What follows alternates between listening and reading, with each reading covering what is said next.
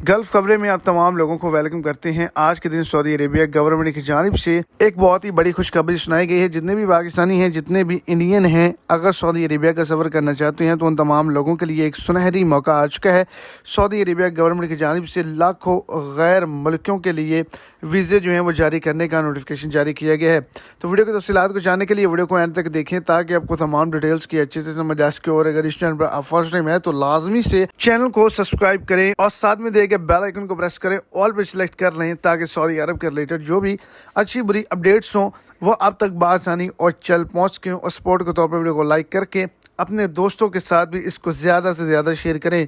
तो विजन 2030 के हवाले से एक बड़ी अपडेट जो है वो शेयर की गई है। विजन 2000 के लिए जो है वो 2 लाख के करीब जो वर्क वीज़े हैं वो पाकिस्तानियों के लिए जारी करने का ऐलान कर दिया गया है और इस पर अमल दरामद भी बहुत जल्द शुरू होगा। जितने भी पाकिस्तानी इंडियन जो हैं वो सऊदी अरब का सफ़र करना चाहते हैं तो उनके लिए ये सुनहरी मौका है।